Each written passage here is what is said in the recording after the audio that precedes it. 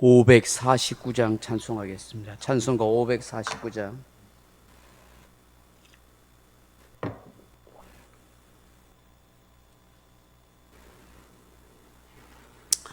(549장입니다) 찬송가 549장입니다. 549장. 내 주여 뜻대로 행하시옵소서. 온 몸과 영혼을 다 주께 드리니 이 세상 고라가 주 인도하시고 널 주관하셔서 뜻대로 하소서. 내 주여 뜻대로 행하시옵소서. 큰 근심 중에도 나심케 마소서. 주님도 때로는 울기도 하셨네. 널 주관하셔서 뜻대로 하소서. 내 주여 뜻대로 행하시옵소서. 내 모든 일들을 다 주께 맡기고 초천성 향하여 고요히 거리니 살든지 죽든지 뜻대로 하소서.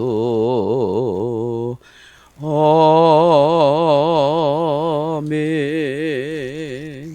하나님 말씀은 히브리서 2장 16절에서 18절 말씀으로 같이 읽겠습니다. 히브리서 2장 16절에서 18절 말씀입니다.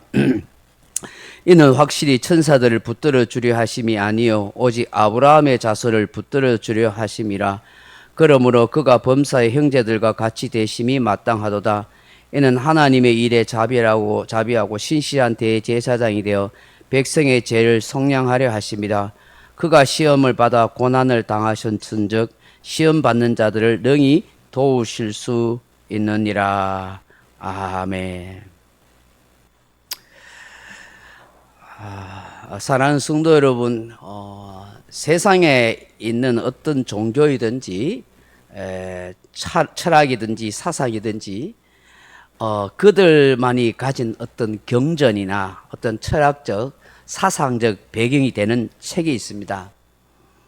그것은 종교나 철학 사상이 생겨난 동기나 목적을 기록하고 있는 것입니다.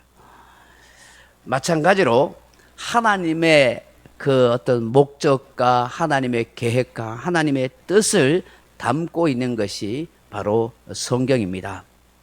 근데 이 성경을 하나님의 목적사라 그렇게 부릅니다.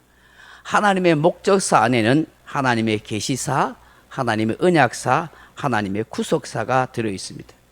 즉 성경을 하나님의 목적사라 하고 그렇게 말하는 것은 크게 7가지로 세분하여 설명할 수 있습니다. 첫째로는 우주와 지구의 존재 근원을 가르치고 있습니다. 둘째로는 창조주 하나님의 존재하심을 가르치고 경외하기 위함입니다. 셋째로는 인간이 하나님의 형상으로 창조된 존귀한 존재라는 것을 가르치고 말씀하고 있습니다. 넷째로는 죄를 짓고 타락한 인간을 구속하기 위해서 메시아를 보내실 약속을 기록하고 있는 것입니다. 다섯째로는 그 약속하신 메시아이신 예수 그리스도께서 어떤 분이신지 그분의 행적을 기록하고 있는 것이 바로 성경입니다. 여섯째로는 구원자 예수 그리스도를 믿는 성도들로 탄생된 교회는 어떠해야 하는지, 그 교회의 구성이 된 성도는 이 땅에서 어떻게 살아야 하는지를 말씀합니다. 마지막 일곱째로는 세상의 종말과 심판과 그리고 다시 오실 재림의 주를 통해서 이루어질 하나님의 나라와 교회의 궁극적 승리를 기록하고 있다 하겠습니다. 이것이 성경을 기록한 목적의 7가지 그런 뜻이 담겨 있는 것입니다. 오늘 히브리서 2장 16절 이하에 보시면 예수님께서 계속해서 이 땅에 오신 분명한 목적을 우리에게 말씀하고 있습니다. 히브리서 2장 16절 말씀 다시 한번 보십시다. 이는 확실히 천사들을 붙들어 주려 하심이 아니요 오직 아브라함의 자손을 붙들어 주려 하심이라. 아멘. 천사를 붙들어 주는 것이 아니라 아브라함의 후손, 영적 아브라함의 후손인 바로 저와 여러분, 우리 성도와 교회를 붙들어 주신다, 그렇게 말씀합니다. 예수님이 하신 일이 우리를 붙들어 주신 일이야. 여기에 붙들어 주다 하는 말이 이 원어로 에필람바노마이 하는 말인데, 굳세게 하다, 붙잡다, 소유하다 하는 뜻입니다. 하나님께서, 예수님께서 천사들이 아니라 우리 믿는 성도들을 하나님의 자녀로서, 하나님의 또한 주님의 형제로서 우리를 부르시고 우리를 주의 소유로 삼으시고 우리를 세상 가운데서 결코 홀로 내버려 두시지 않고 어렵고 힘들 때마다 우리를 꽉 붙들어 주시고 지켜 주신다는 것입니다. 할렐루야. 이게 얼마나 기쁘고 즐거운 일입니까? 나 홀로 인생을 걸어가고 외롭게 살아가는 것처럼 보여도, 아무도 나를 도와주지 않는 것처럼 보여도 주님께서 주의 소유로 삼은 나를 꽉 붙잡아 주시고 지켜주시고 인도해 주시는 것입니다. 그러니 감히 하나님의 손 안에 있는 하나님의 소유된 우리를 어느 누가 빼앗아 갈 수 있습니까? 어느 누가 우리를 해칠 수 있겠습니까? 우리의 영혼을 망하게 할 자가 어디 있겠습니까? 예수님께서는 요한복음 10장 28절에서 내가 그들에게 영생을 주노니 영원히 멸망하지 아니할 것이요 또 그들을 내 손에서 빼앗을 자가 없느니라, 그렇게 말씀하셨어요. 우리 예수님께서 우리에게 영생을 주시고 우리를 주의 손에서 빼앗을 자가 없다고 말씀합니다.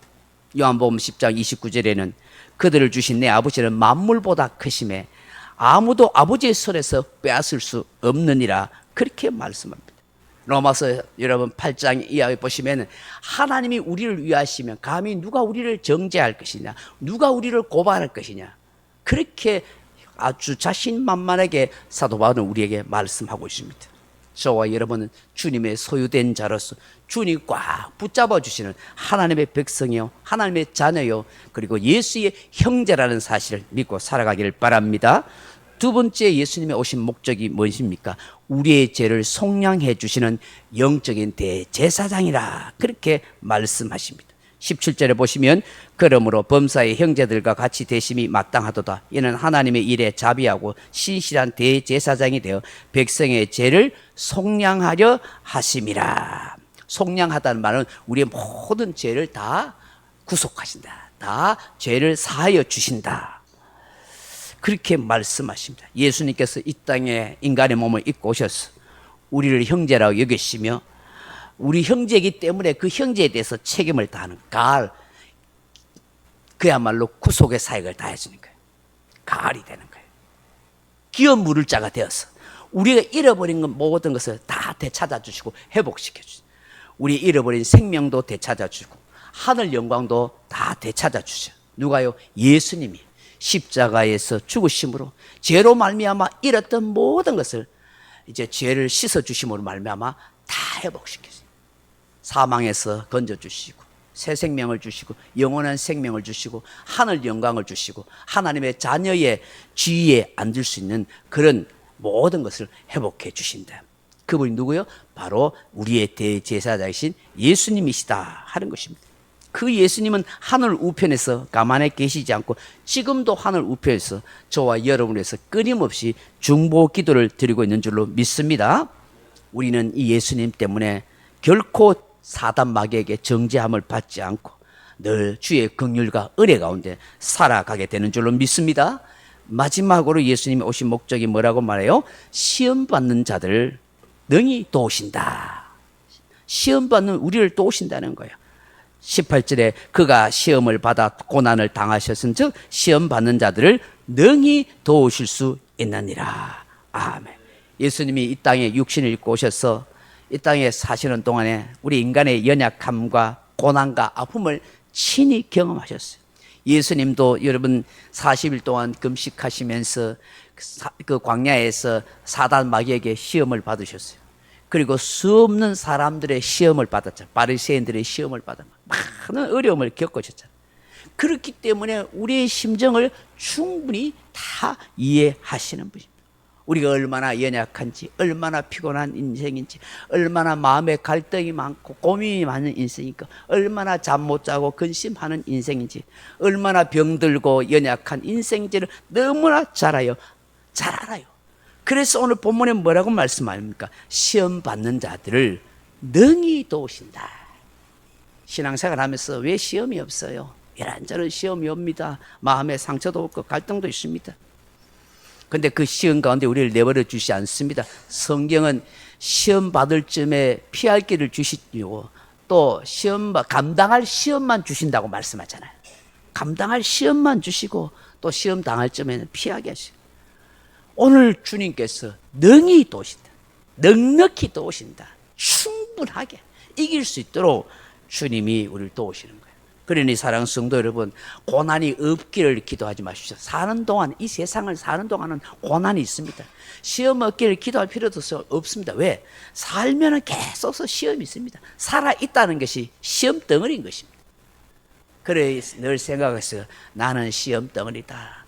내 생각과 감정이 있는 동안에 수도 없이 시험이 있고 흔들림이 있고 고난이 있다. 그렇지만 시험 가운데, 고난 가운데 주님이 나를 지켜주신다. 능히 도와주신다. 여러분, 이런 구주 예수님을 우리가 믿고 산다는 것이 얼마나 감사하고 감격할 일입니까? 시험 들고 넘어질 때 아무도 나를 도와줄 자가 없다면 그야말로 불쌍한 사람이 될 수밖에 없는 겁니다. 그런데 우리 예수님께서 능히 도와주시니까 날마다 힘을 얻고 용기를 내어서 다시 일어서서 그렇게 걸어갈 수 있는 줄 믿습니다. 나를 등히 도우시는 그 예수님을 더욱 의지하고 믿고 살아가길 바랍니다. 오늘 이 새벽에 예수님께서 오신 목적을 다시 한번 기억하면서 기도할 수 있기를 바랍니다. 나를 붙잡고 계시는 예수님, 나의 죄를 속량하게 해주시는 대제사장이신 예수님, 시험 받는 나를 능히 도와주시는 예수님, 이 예수님을 더욱 믿고 의지하며 살아가겠습니다. 그렇게 고백하는 저와 여러분 되길 주님의 이름으로 축원합니다. 각자 기도하시다가 돌아가시기 바랍니다.